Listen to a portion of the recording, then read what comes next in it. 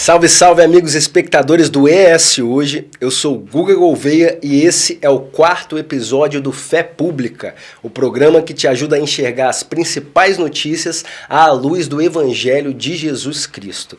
No nosso último programa, a gente tratou do tema segurança pública e direitos humanos à luz do Evangelho e foi um bate-papo super interessante com os pastores Jorge Rodrigues Neto e Saulo Silva. E se você perdeu, você pode conferir esse episódio clicando no card aqui em cima ou no link que está na descrição do YouTube aqui embaixo. O nosso tema do programa de hoje, ele é muito delicado, tem causado muito pânico e muita comoção também nas famílias brasileiras. Hoje a gente fala do ataque às escolas sob uma perspectiva bíblica e psicológica. E para ajudar a gente a refletir sobre esse tema, eu tenho aqui do meu lado pastores e psicólogos e já começo apresentando o pastor Davi Hoffman, que pastoreia lá em Alto Laje. Tudo bem aí, pastor Davi? Tudo bem, graças a Deus. Seja muito bem-vindo ao Fé Pública. Muito obrigado.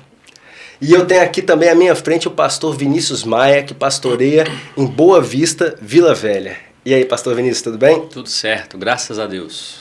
Que bom. Meus amigos, para que a gente possa entender um pouco melhor o que está acontecendo nesses ataques às escolas, eu trago um resumo. De acordo com o levantamento realizado pela Unicamp, desde 2022 no Brasil foram listadas 22 ocorrências de ataques a escolas. Em 5 das ocorrências, os atiradores se suicidaram na sequência. Dezenas de pessoas morreram, sendo a maioria estudantes, além de professores e funcionários das escolas. Do total de casos, 13 deles, ou seja, mais da metade, aconteceram nos últimos 2 anos. Entre eles, o atentado ocorrido aqui no Espírito Santo, em 2 escolas de Aracruz, no final de novembro do ano passado, no qual um adolescente de 16 anos matou 4 pessoas, sendo 3 professoras e uma aluna, e deixou outras 12 feridas. Nas últimas semanas, o atentado na escola da Vila Sônia, realizado por um aluno de 13 anos, matou uma professora e deixou outras 4 pessoas feridas com o uso de uma faca. E mais recentemente, o ataque à creche em Blumenau, o que mais chocou e comoveu o país, realizado por um homem de 25 anos armado com uma machadinha que matou 4 crianças entre 4 e 7 anos de idade. Pesquisadores do assunto destacam várias causas que podem estar associadas aos ataques. Dentre elas são citadas o bullying, a exposição a situações violentas, transtornos mentais, negligências familiares, autoritarismo parental, apologia às armas, baixa autoestima, falta de perspectiva, interação com grupos extremistas, idolatria a autores de massacres e o tão falado efeito contágio. Bom, diante disso, a gente começa a nossa reflexão aqui com você, pastor Davi. Sim. Primeiramente, ninguém pratica violências como o bullying e outras violências discriminatórias assim do nada, né? Uhum. Qual que é a origem dessa violência, tanto quando a gente fala teologicamente quanto psicologicamente, e que tipos de consequências isso pode trazer para a vida da vítima, que inclusive nesses casos que a gente vê, muitas se tornaram autores de massacres, né? Então, a gente começa pensando na origem dessa violência, né? Então, o ser humano, ele tem na sua características violentas, isso ao longo de toda a humanidade a gente vê isso. Mas vale a pena a gente pensar a origem do aumento da violência no nosso tempo.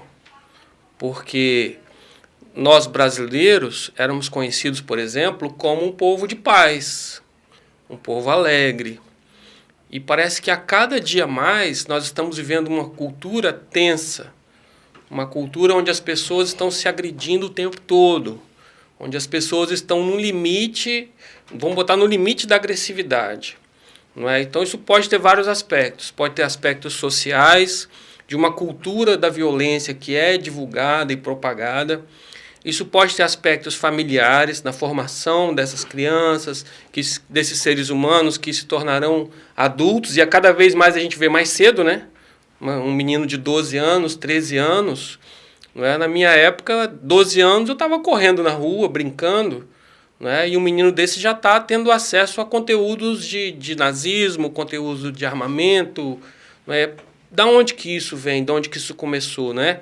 Então aí tem uma parte também familiar que está envolvido nisso, que precisa ser pensado. Tem um autor que ele fala sobre o mundo sem limites. E aí ele fala, já há muitos anos, mas vale para o nosso tempo, da ausência da figura paterna no lar. E aí, quando ele chama de figura paterna, ele não está falando do homem dentro do lar. Ele está falando da figura de limite dentro do lar. E hoje a gente vive uma geração em que o limite parece que foi retirado. Tudo pode, tudo é permitido. E isso gera uma geração que não tem limites. Tanto para o que quer adquirir, para o que quer fazer, quanto também para a violência. Então é um outro aspecto que está presente na nossa sociedade, do nosso tempo, a sociedade pós-moderna. E, Pastor Vinícius, no nosso último episódio, a gente tratou dos temas da segurança pública e direitos humanos e comentamos que a segurança pública ela começa dentro do lar, no trato com nossos filhos e também no trato com as nossas cônjuges, no caso, né? Você acredita que esse problema dos ataques também começa dentro de casa?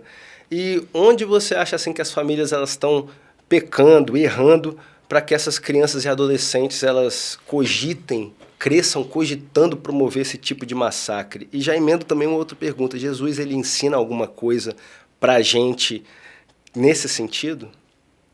Bom, então, quando a gente pensa nesse tema, a primeira coisa que vem à nossa cabeça é a ponta do iceberg. O que é a ponta do iceberg? A gente pensa assim, ó, será que o cara que cometeu isso sofreu bullying? Será que teve negligência parental aí, quando você fala assim da família, do papel da família? Isso é só a ponta do iceberg, né? Mas a gente percebe que o acesso a armas está mais fácil, o acesso às informações que induzem a violência está mais fácil também, né? E algumas outras coisas além disso, né? Então, por exemplo, hoje a gente tem meninos de 10 anos que de posse de um telefone celular, eles têm mais informações do que a gente teve com 20 anos. Verdade. Né? Então a gente tem um problema aqui. Esse excesso de informação também tem causado alguns problemas. A informação ela é boa. Eu não estou dizendo aqui que a gente tem que tolir informação, não é nada disso. Mas os pais, eles precisam observar o que o filho está vendo. A gente tem uma cultura hoje, por exemplo, a criança chora, a primeira coisa que o pai faz, ou a mãe faz, é dar um tablet na mão do menino, vai jogar. Verdade. Só que ela não sabe o que ele está jogando. Né? Seria um controle parental, então, nesse sentido. Basicamente isso, né? Na verdade, assim, isso não é a principal fonte do problema, mas está na fonte do problema. Né? Não estou dizendo aqui que os pais que controlam o que os filhos acessam, eles estão totalmente livres disso, porque não é só isso. Se fosse só isso, o problema estaria resolvido, né? Não é só isso. Mas, assim, a ponta do iceberg, ela às vezes precisa ser esquecida um pouquinho, porque lá no fundo tem muita coisa envolvida. Então, quando a gente vai falar de família, a gente precisa perceber que, por exemplo, às vezes o pai controla o que o filho vê no celular. Mas num primeiro momento de deslize ali, de briga, meu amigo, esse pai, ele atropela todo mundo em casa. Ele é um pai violento com palavras. Ele é um pai violento, às vezes até com ações. Desculpa a expressão, mas tem pai que pega o menino e quebra na porrada. Entendeu? Esse menino está crescendo e está aprendendo o quê? Que a violência resolve. O repertório que ele está tendo é um repertório violento. Entendeu? Então, a ponta do iceberg está ali. Está o bullying, está a segurança pública. A gente está muito em voga agora se a gente tem que ter policial armado na escola. Mas não é só isso. Entendeu? Agora, biblicamente, trazendo um embasamento bíblico para essa questão, porque a gente, nas duas perguntas, tocou na questão da educação dentro de casa e como tudo isso ocorre.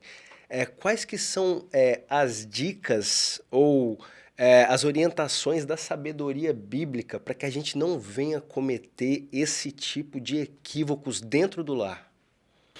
Porque se você pegar a Bíblia no Novo Testamento, você vai ver que Jesus, ele sempre valorizou a paz, o acolhimento, o cuidado, não é? Então não há uma cultura de violência no Evangelho. Muito inverso do que a gente vê hoje. Então o Evangelho é uma cultura de paz. É uma cultura onde você apanha numa face e oferece a outra. Que é muito difícil para nós entender isso, né? Mas para a gente entender a cultura do Evangelho. É uma cultura de paz, é uma cultura de acolhimento, de cuidado. E as pessoas pegam hoje situações separadas e usam isso para justificar a violência, por exemplo. Pega, desloca um versículo bíblico do seu contexto. Uma violência gospel, né? Isso aí. Uma violência gospel, vamos dizer assim, fundamentada na Bíblia. Não é verdade, não tem fundamento original, vamos dizer assim, para isso. Dados da Unicamp mostram que grupos neonazistas eles cresceram 300% no Brasil nos últimos 4 anos. E a gente sabe que os adolescentes têm fácil acesso a esses grupos, não precisa ir muito longe. E muitos desses grupos eles estão associados aos últimos casos de massacre e os pesquisadores explicam que eles se apoiam na ideia de supremacia branca e masculina, que disseminam um discurso que valoriza preconceito, discriminação, uso de força, uso de arma e encorajam direta e indiretamente as violências, né? E assim, é intrigante, mas o que leva esses adolescentes a se identificarem com esse tipo de pensamento maléfico, gente? Porque, assim, eu faço essa pergunta tanto à luz da palavra de Deus quanto à luz da psicologia, porque parece um absurdo pra gente um adolescente cometer um massacre, uma tragédia dessa. O que explica isso? No caso do massacre, é um excesso, né? Nós temos uma parte que nós somos maus, nós somos penalizadores, nós somos violentos. Isso nos constitui como seres humanos. E a Bíblia diz que desde a queda do homem, não é, isso nos constituiu, a carne e a natureza do pecado nos constituiu que nós não somos bonzinhos. Não é? E aí, tem um versículo bíblico que eu gosto muito que diz que os filhos são como flechas na mão do arqueiro, em que o arqueiro aponta e direciona. E aí, infelizmente, tem famílias que acabam direcionando numa direção violenta, mesmo na prática, como o Vinícius falou, ou de conteúdos. Agora, assim, o que atrai esse adolescente, pastor Vinícius, por exemplo, para um conteúdo neonazista, que é um conteúdo assim completamente, que a gente sabe, a gente vive na nossa sociedade cristã ocidental e a gente sabe que é completamente avesso ao bem comum. O que atrai esse jovem a esse tipo de conteúdo? A gente tem que perceber aqui, Guga, é o seguinte, a importância dos coletivos na vida do ser humano. O ser humano hoje, na verdade hoje não, né? Desde que ele é gente, né? O Adãozinho estava sozinho lá, Deus olha para ele e fala o quê? Não é bom que esse cara viva só. Vou fazer para ele uma mulher, uma ajudadora. Vou fazer alguém para ele não ficar sozinho. Então o ser humano ele tem a necessidade de estar no coletivo. É o primeiro ponto, né? Da mesma forma que esses grupos estão crescendo, outros grupos que não são nocivos também crescem, porque Sim. O ser humano ele vai se ajuntando em coletivo.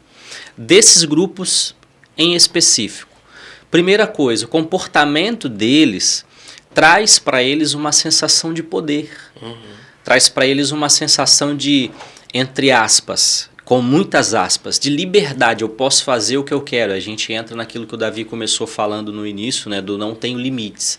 Mas este grupo que eu pertenço me faz ter poder. Então eu quero cada vez mais estar neste grupo. E aí nós temos um problema. Por quê? Porque o pertencimento em grupos é necessário que você seja igual aos pares. Então, por exemplo, quando você vai para uma igreja, necessariamente você vai ter que se adequar às normas e condutas daquela comunidade, daquele coletivo. Né? Se você vai para uma igreja pentecostal, ali tem um regimento. Se você vai para uma igreja batista, tem um regimento. Se você vai para uma presbiteriana, tem um regimento.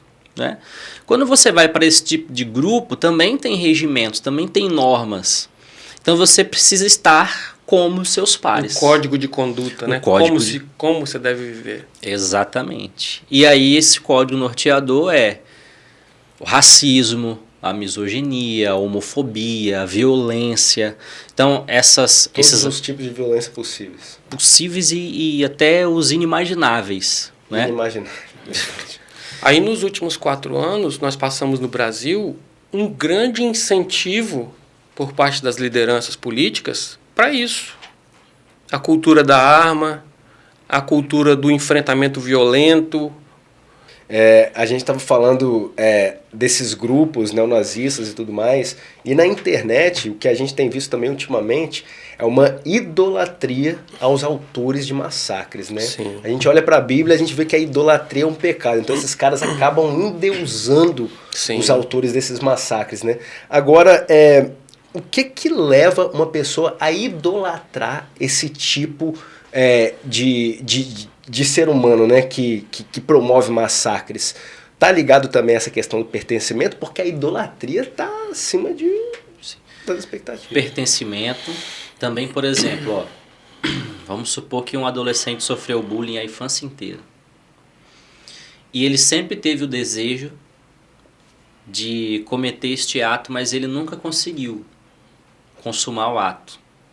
Outro consegue consumar o ato, ele se sente representado. Uhum. É como se ele também desse um grito de liberdade. Então a gente tem aí o pertencimento, que gera isso, né? Essa ideia gera o pertencimento. A gente tem o discurso que é difundido, essa sensação de autoridade, de poder também, né? Principalmente isso, a pessoa sofreu a vida inteira e aí ela quer dar o grito. Outro deu o grito, ela se sente representada por isso.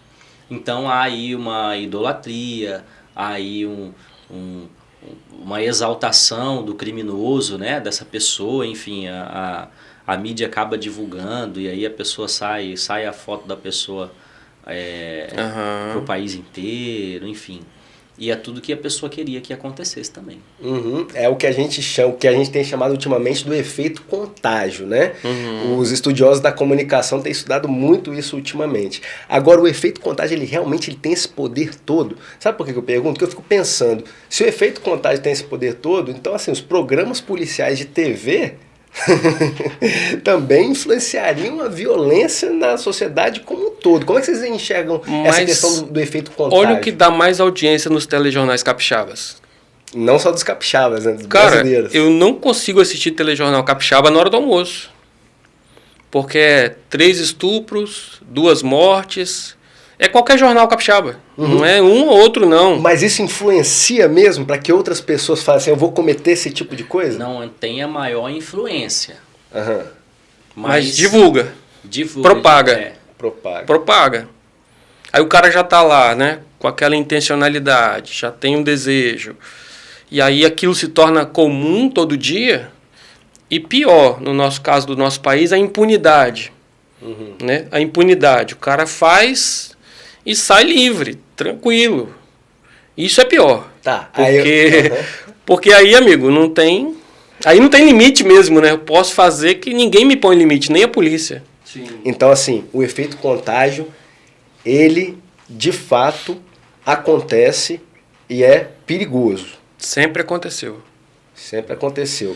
Não somente na atualidade, onde os veículos de comunicação, eles disseminam as informações da forma mais rápida de todos os tempos, mas sempre aconteceu. É porque, Guga, assim, por exemplo, há um tempo atrás questionou-se o efeito contágio na nossa terceira ponte, né?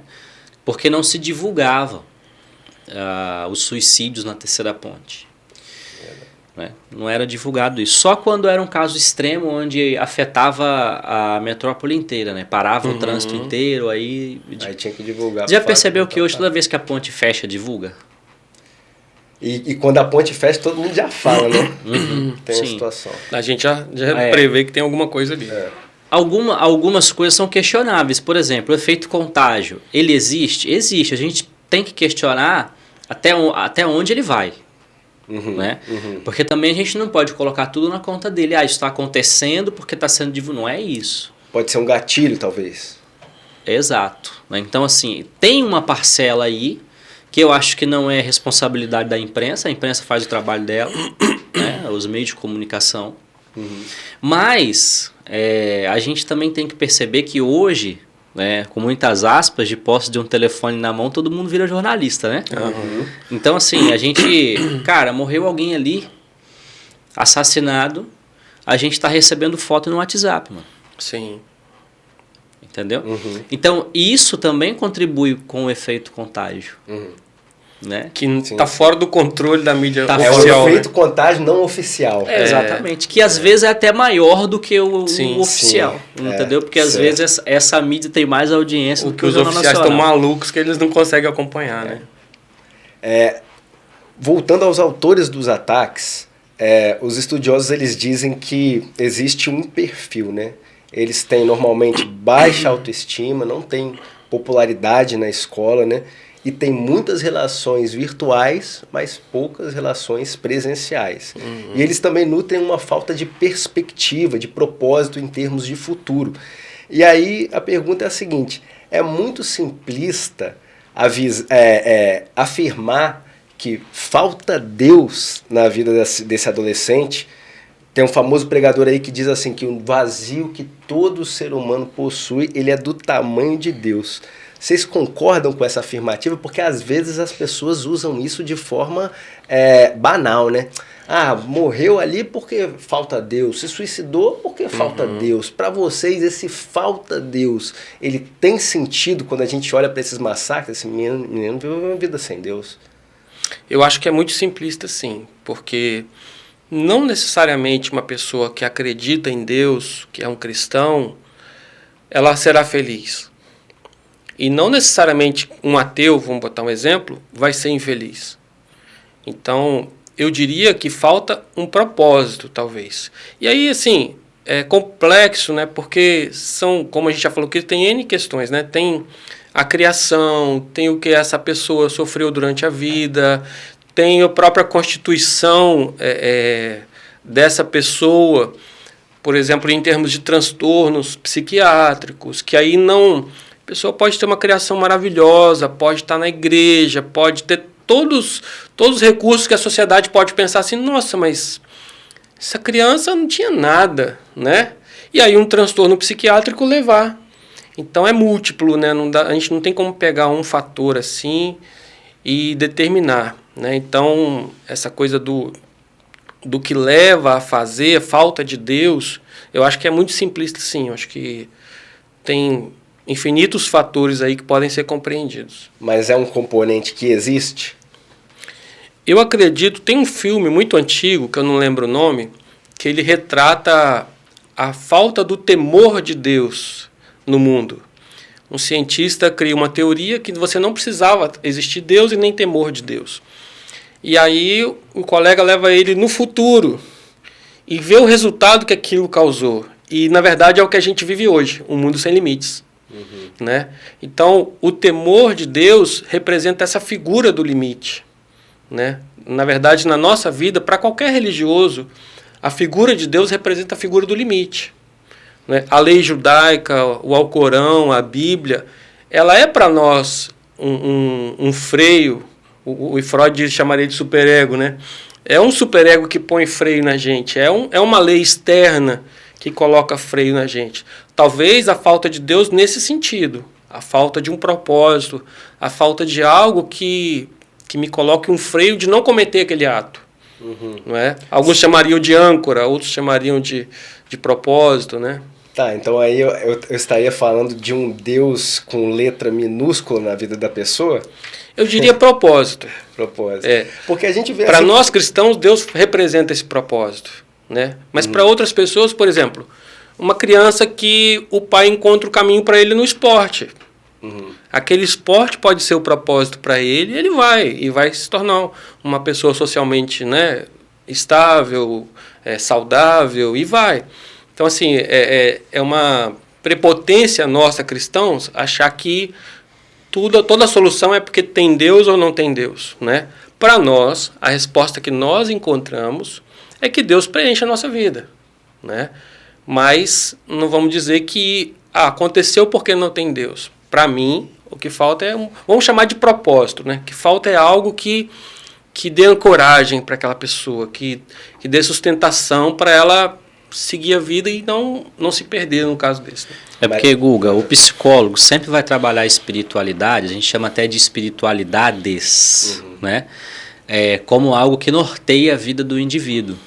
Então, por exemplo, eu como pastor, eu tento virar a chavinha totalmente no consultório, por exemplo. Então chega uma pessoa lá e passa um tempo, ela quer trabalhar a espiritualidade, só que ela quer trabalhar a espiritualidade dela, não a minha.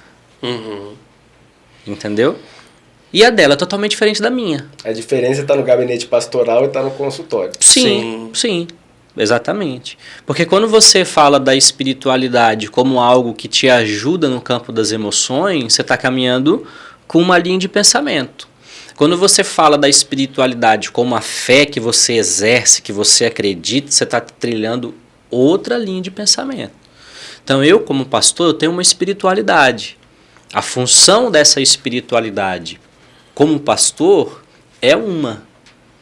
Agora, como psicólogo, eu tenho a minha mesma espiritualidade, só que a função dessa espiritualidade para a psicologia é outra.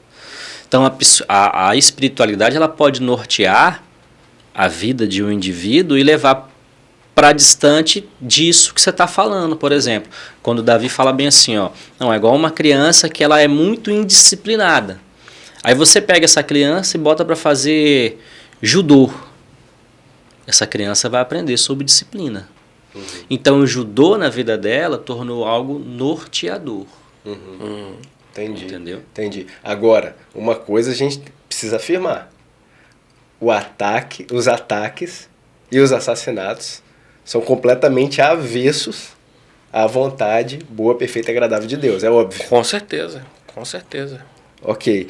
E uma outra questão é que os especialistas, né, os pesquisadores, eles colocam na conta desse desfecho triste, né, dos massacres, é a questão dos transtornos mentais, né, muitas vezes transtornos não diagnosticados e que culminaram num desfecho muito triste. Agora, transtorno mental pode ser desculpa para o cometimento desse tipo de crime e de outros? Porque parece que muitas vezes, muitos especialistas eles falam que quando um caso desse acontece por causa de questões psiquiátricas, são situações assim desculpáveis. Como que vocês enxergam essas questões aí? Sabia que a OMS já declarou o vício em jogos como distúrbio mental já há algum tempo, né? Acho que deve ter uns 2 ou 3 anos isso já. Né? O vício em jogos. Independente da natureza desses jogos. Sim, mas isso se deu exatamente por conta dos jogos de violência. Loucura. Né? Da influência que esses jogos... recentemente, nos Estados Unidos, um camarada ele entrou... Ele fez uma live, né? Ele entrou num supermercado de posse de uma arma e ele fez uma live como se estivesse num jogo de tiro de primeira pessoa. E ele transmitiu isso na internet para o mundo inteiro. Né? Então, assim, não é que é uma desculpa, né? Mas em alguns momentos justifica com aspas. Né? Explica é a melhor palavra. Em alguns momentos, explica. Não justifica, explica. Entendeu? Porque uma pessoa, quando ela não está em suas plenas, vou até usar um termo legal, né? Suas plenas faculdades mentais, ela é capaz de fazer coisas que ela mesma duvida. Agora, o que eu preciso questionar é se todos possuem um problema psiquiátrico. Isso precisa ser questionável. Certo. Mas aí, tipo assim, a pessoa vai e comete, essa pessoa que tem um problema psiquiátrico, vai e comete um tipo de atentado desses. Como que essa pessoa precisa ser tratada? E, tipo assim, a gente sempre pensa em atribuir a culpa a alguma coisa. É culpa de quem? Se não é culpa dele, porque ele tem uma doença mental, é culpa de quem?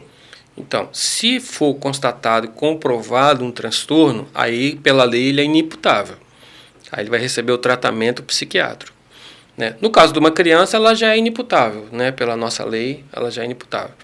Mas a gente precisa separar também o que é transtorno, que a gente chama de transtorno de base, e o que são transtornos gerados.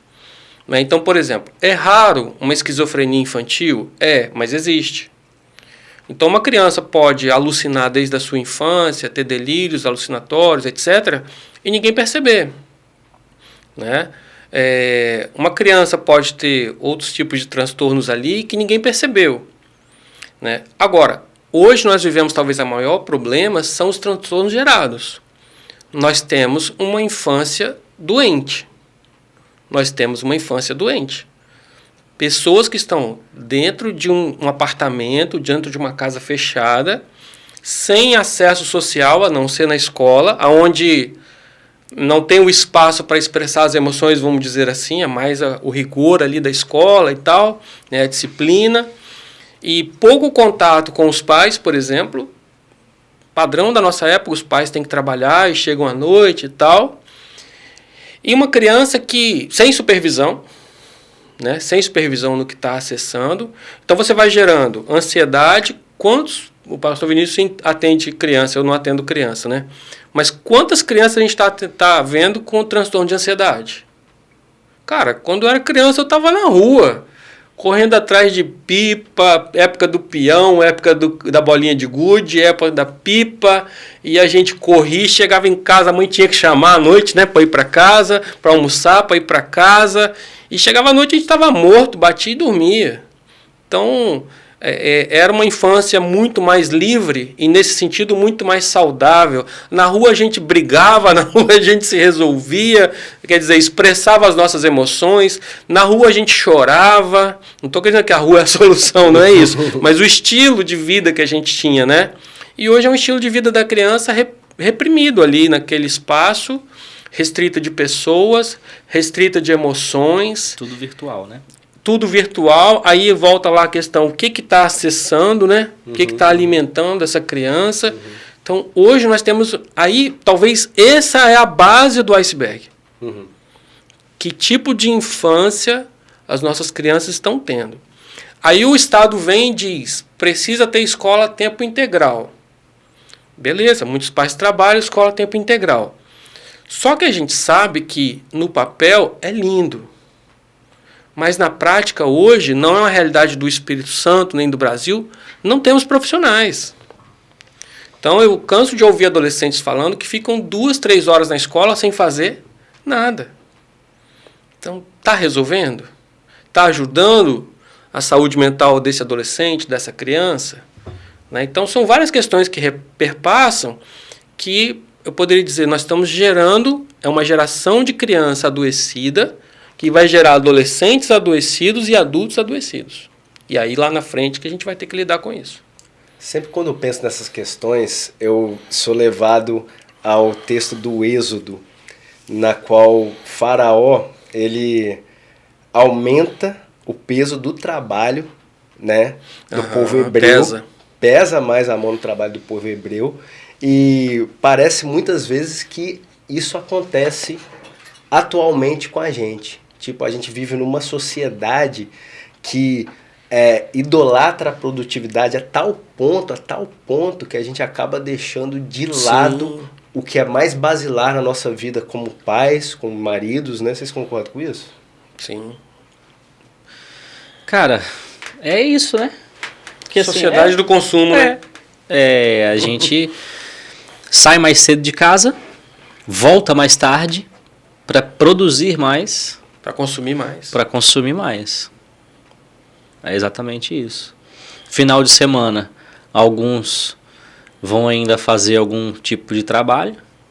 Quando não fazem, vão ficar em casa. Cuidar da casa. Cuidar da casa. Né? Das coisas particulares. Piscou, já é domingo à noite. Já vem a segunda de manhã de novo. E assim o tempo vai passando. E as crianças vão crescendo. Nesse ritmo. Nesse ritmo. Ou seja, elas já estão aprendendo a ter um ritmo acelerado. Com os pais. E aí? O que fazer diante desse dilema, dessa atualidade que influencia tanto a vida dos pais quanto a vida das crianças? Ó, Jesus fala algo interessante para os discípulos, Mateus capítulo 6, quando ele está no Sermão do Monte falando várias coisas ali, começa no capítulo 5, mas lá no capítulo 6 ele fala bem assim, ó, dentre algumas coisas, ele vai falando da comida, da roupa, ele vai falar assim, ó, contemplem o lírio dos campos. E esse contemplar não é só olhar. Primeiro, dentro daquele contexto, para a pessoa contemplar o lírio dos campos, ela tinha que passar numa estrada e ela precisava parar a sua jornada para poder contemplar. O que é contemplar? É parar, olhar e refletir. Não é só olhar aqui que bonitinho e pronto. Não, é parar, olhar e refletir. É por isso que antes Jesus faz isso, ó, nem Salomão com toda a sua glória se vestiu como os tais. Né? Então, o que a gente precisa fazer? Parar. Parar um pouquinho. Sabe? Periodicamente. Aliás, constantemente. Você mesmo já disse, né? A gente está vivendo num ritmo que parece que parar é ruim. Uhum. Se sente em dívida, né? Sim. A gente se sente mal, né, rapaz? Parei. Poxa, por que eu tô à toa aqui, né? Assim, eu aqui. Só que até o carro de Fórmula 1 para. Rapidinho, 7 segundos. Na minha época, uma parada era 18 segundos. 7 segundos. Mas ele para. Não dá para trocar o pneu do carro andando.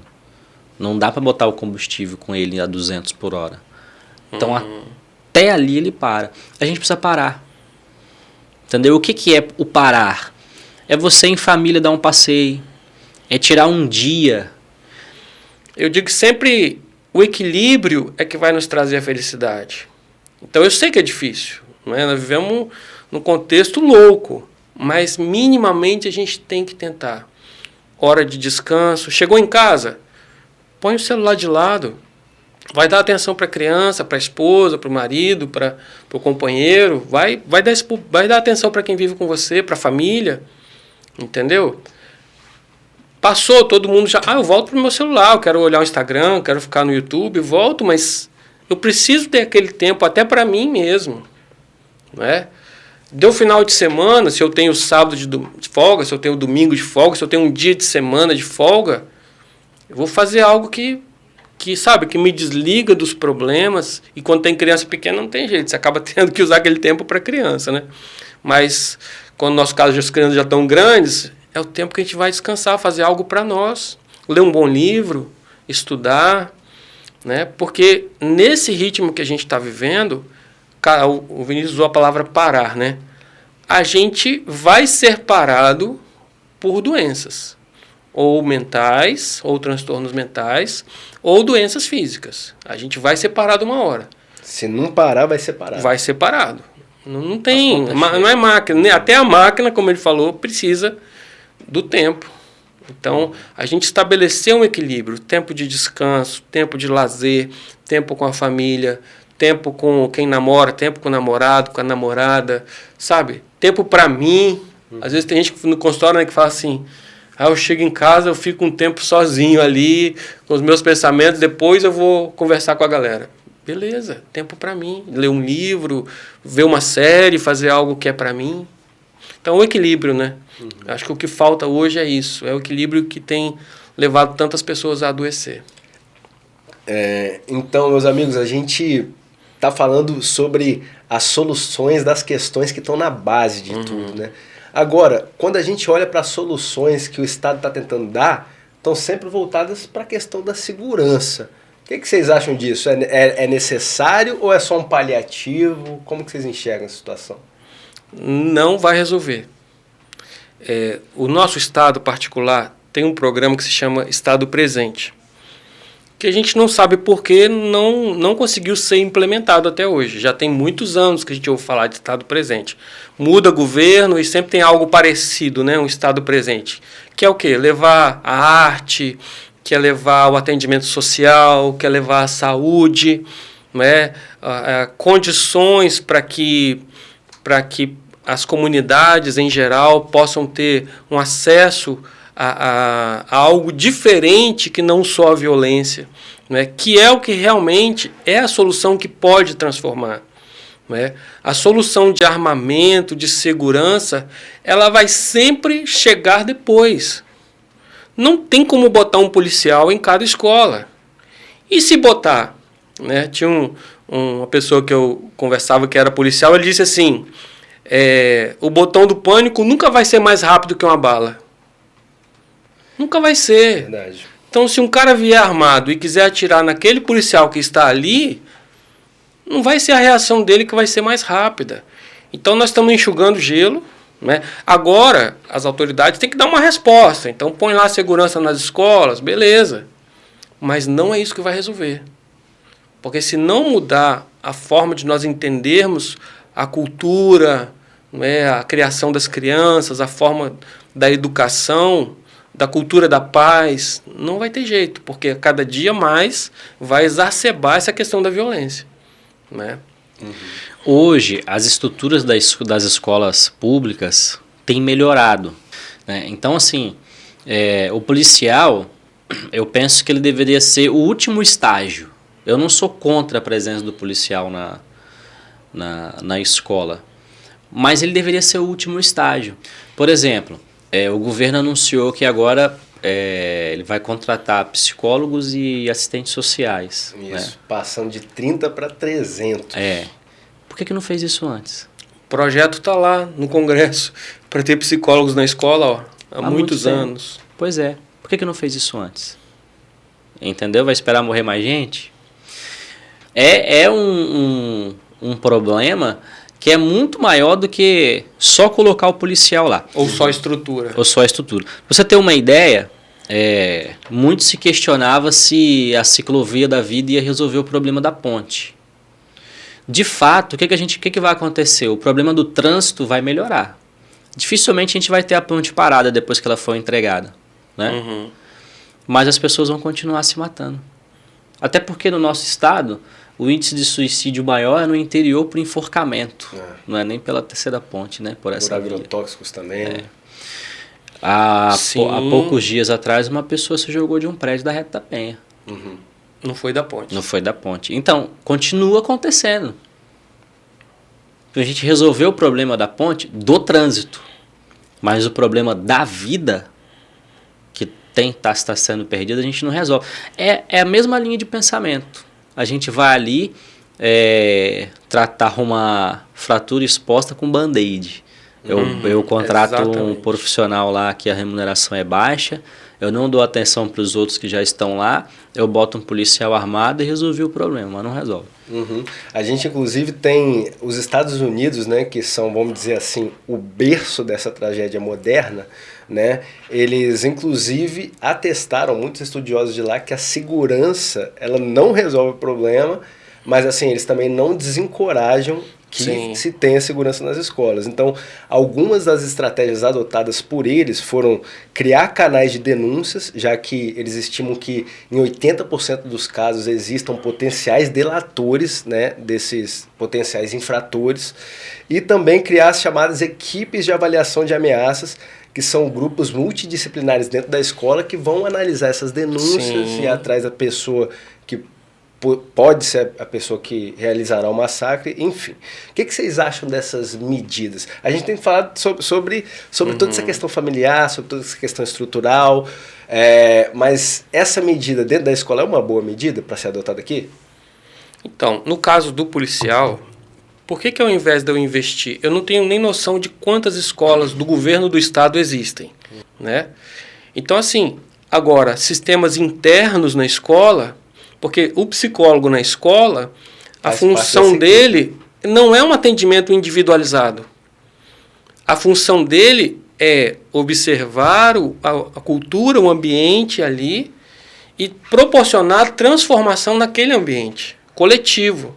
É muito mais uma atuação coletiva do que individual. Inclusive o psicólogo, que vão gerar esse efeito que a gente deseja, de prevenir os problemas futuros dessa infância adoecida no futuro, né? É uma partezinha que a escola pode fazer. É um sistema humanizado dentro da escola. Vocês elencaram aqui N situações focadas no atendimento humanizado àqueles adolescentes, crianças que estão na escola. Agora, como tudo isso resume o grande mandamento de Deus de amarmos a Deus sobre todas as coisas e aos próximos como a nós mesmos? Eu sou psicólogo humanista, né?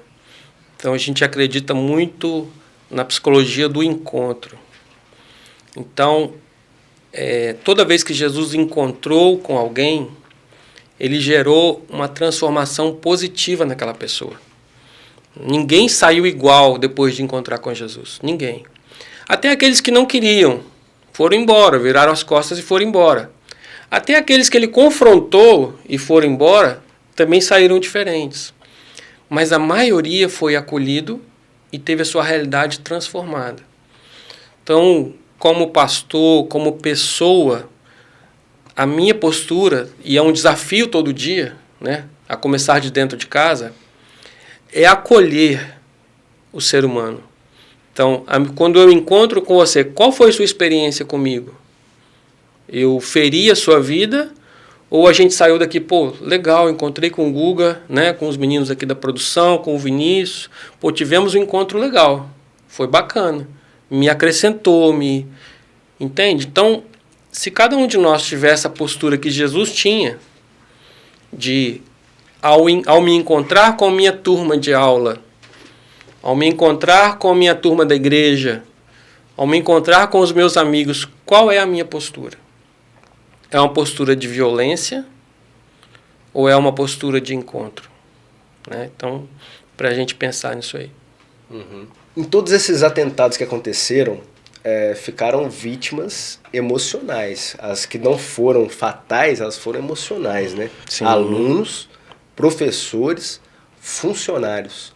Agora, na maioria dessas escolas que ocorreram, que foram escolas públicas, como que o Estado agora deve acolher essas pessoas? Porque a gente tem conversado ultimamente, inclusive saiu na edição passada do jornal, que existem municípios que desampararam essas pessoas que sofreram traumas com esses ataques. Como que deve ser a ação do Estado em relação a alunos, professores, funcionários que participaram?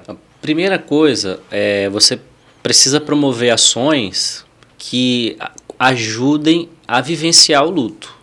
Você não pode simplesmente voltar com a aula como se nada tivesse acontecido. Aconteceu alguma coisa ali. Você não pode fingir que isso não aconteceu. Aconteceu. Então você precisa vivenciar o luto. Você precisa vivenciar a despedida, a partida. Por mais que isso às vezes doa um pouquinho mais, porque dói. Porque viver o luto dói. Chorar o que aconteceu. Isso. Então você precisa ter ações pontuais ali que rememorem as vítimas, que façam perceber que elas foram vítimas de fato, que elas não tiveram culpa disso que aconteceu. Isso é vivenciar o luto. Então, primeira coisa, você não pode voltar com a aula e pronto. Você precisa ter ações pontuais ali que façam com que todo esse grupo coletivo vivencie o luto. Depois a rotina volta gradativamente, né? Essa vivência do luto é pedagógica, então. Sim. É curativa. Ela cura. Esse é o primeiro passo que deve ser dado. E depois dessa vivência do luto, como que é o processo? Então, aí você perguntou do Estado, né? Aí nós temos esse problema no Brasil de continuidade. Esse é um grande problema. Porque no auge do problema, envia-se psicólogos, profissionais e tudo acontece. Passa a primeira, segunda semana, um mês, aquilo ali vai ficando para o Estado distante. Mas os problemas ainda estão lá. Então, será que a gente precisaria, vamos pegar Aracruz aqui que foi perto de nós, né? Será que não precisaria de uma equipe, vamos dizer assim, permanente por um tempo, 1 ano, 2 anos, que seria o prazo máximo da elaboração do luto, que a gente costuma entender isso, não máximo, né? Mas um prazo que a gente entende como razoável.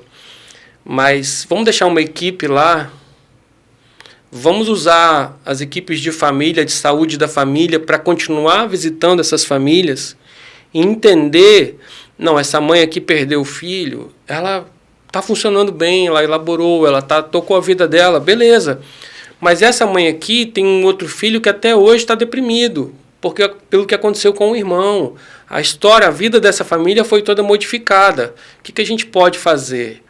Então, será que o Estado não poderia, e dinheiro a gente sabe que tem para isso, né? Prolongar esse atendimento? Talvez isso seria o ideal.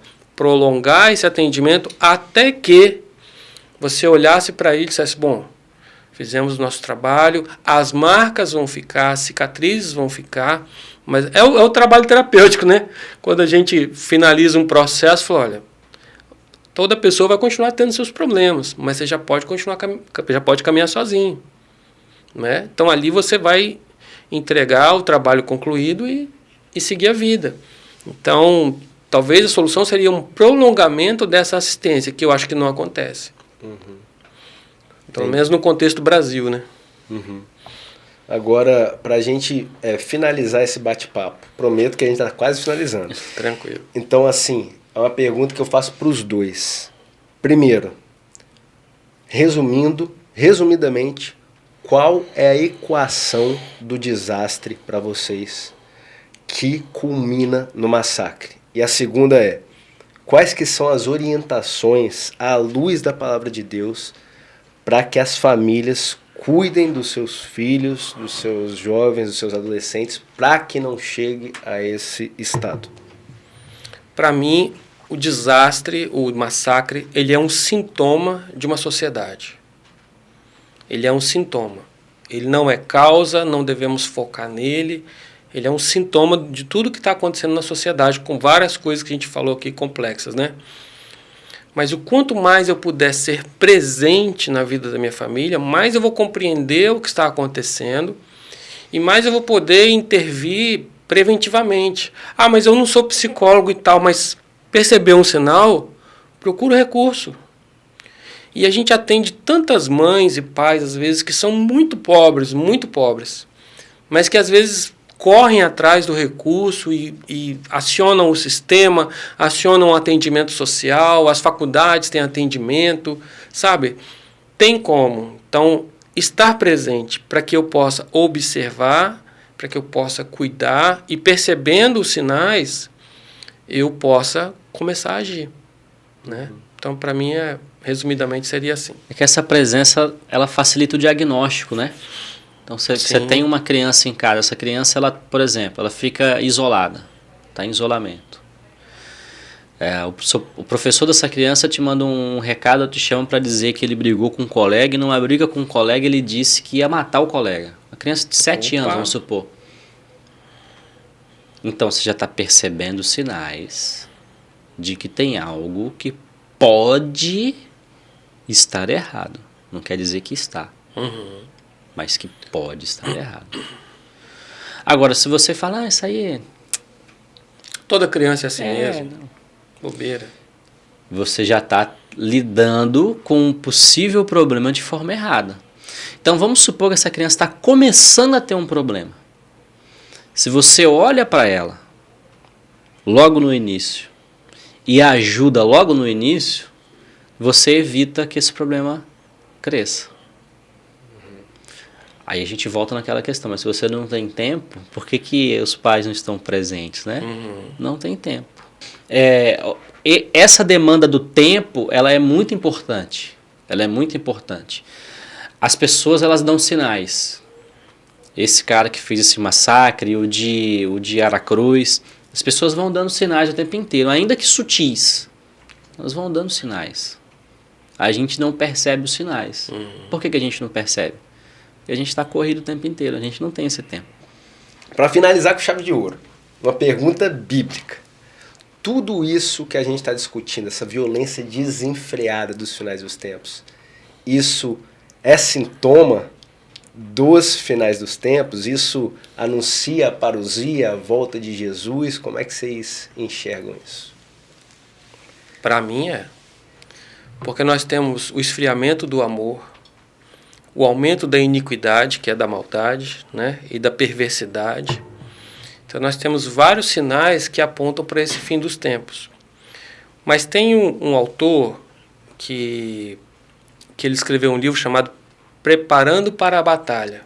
Se não me engano, é do John Stott, não tenho certeza. Mas ele dizia o seguinte: o fim dos tempos está chegando. E nós, digamos que somos essa geração. Mas nós vamos esperar chegar? Então nós vamos deixar virar o caos enquanto Jesus não volta? Então, como atores do Evangelho, cabe a nós essa intervenção enquanto o fim dos tempos não chega. Nós somos também afetados, né, por esses acontecimentos. Mas como cristãos, nós somos a lamparina, nós somos a luz que está aí. Que se para nós está difícil e está desesperador, imagina para quem não tem Deus, vamos dizer assim. Né? Então, nós deveríamos ser o porto seguro, que essas pessoas cheguem e tenham um suporte, tenham um apoio, tenham um acolhimento, tenham uma palavra de oração para orar por elas. Não é? Esse deveria ser, quando Jesus fala sobre sal e luz, né? Esse deveria ser o nosso papel. Então, não é desculpa de que está no final dos tempos que eu vou... Isso acontecia, tem uma igreja, se não me engano, em Corinto, que acontecia isso. Jesus vai voltar e todo mundo parou de trabalhar. Aí Paulo diz, rapaz, quem não trabalha que não coma. Né? Quem não trabalha que não come. Então, não, a nossa tarefa não está concluída. Eu penso que isso aponta, mas que não é. Né? Aponta para o final dos tempos, mas eu penso que não é. Jesus mesmo fala sobre isso em Mateus 24 e 25, ele vai falando uma série de coisas, e aí quando a gente acha que ele vai dizer assim, então acabou, ele vai falar assim, e ainda não será o fim. Ou seja, isso aponta para um fim, mas eu penso que a gente está muito longe ainda do fim. Antes da grande tribulação ainda tem muita coisa? E muita coisa ruim, né? Eu acho que nós estamos no princípio das dores. Pegando Mateus 24 ali, nós estamos no princípio das dores ainda, como o Vinícius falou, né? Mas boa palavra dele, aponta para esse fim. Então, meus amigos, a gente se aproxima do fim do programa e sempre no último bloco a gente pede para que os nossos convidados eles tragam dicas de livros, de filmes, artigos e demais produções que possam ajudar a gente a se aprofundar no tema que hoje foi o ataque às escolas, à luz da Bíblia e à luz da psicologia. E aí, pastor Davi, o que você tem? Eu quero sugerir um material que nós estamos começando a usar na nossa igreja, do pastor Ricardo Brandão, que trabalha relacionamentos saudáveis. Então tem casamento, relacionamentos saudáveis, finanças saudáveis, tem um material específico sobre cura para traumas emocionais. Então, recomendo o pastor Ricardo Brandão, tem todo esse material para a família e para as igrejas, para treinamento, para grupos e relacionamentos saudáveis pais e filhos. Então, a gente precisa... Eu costumo dizer que quando a gente tem filhos, a gente deveria nascer com um manual, né? Mas a gente tem hoje muitos recursos. Então a gente pode lançar mão recursos até de materiais cristãos equilibrados que podem nos ajudar nisso. E aí, Maia? Esse material do que o Davi indicou é muito bom, conheço ele, né? Eu quero indicar um livro chamado Ensaios sobre a Cegueira, José Saramago. É um livro muito bom que ele trabalha exatamente algumas ideias de extremos, né? Onde só uma pessoa enxerga os acontecimentos, esses acontecimentos não são bons, e aí ela vai tendo que aprender a lidar com isso. Eu não vou dar spoiler tem até um filme sobre isso, até sobre não vou dar muito spoiler aqui não, você lê o livro ou então vê o filme, mas é melhor ler o livro e aí depois volta aqui nesse vídeo de novo para você entender o que a gente está falando através desse livro aqui, que tem muita coisa legal lá. Pô, bacana demais. Mais uma vez eu agradeço a vocês pela presença, pastor Davi, pastor Maia, foi muito enriquecedor, tanto para a minha vida quanto para a vida do espectador do S Hoje, eu tenho certeza. E anunciar que a gente volta no dia 3 de maio com um novo episódio do Fé Pública. O tema a gente ainda vai divulgar nas nossas mídias sociais durante a semana para que você, nosso espectador, possa enviar suas dúvidas e suas perguntas para que os nossos comentaristas eles possam nos ajudar nessa reflexão. Então é isso, fiquem com Deus, fiquem na graça e na paz de Jesus e até o próximo Fé Pública.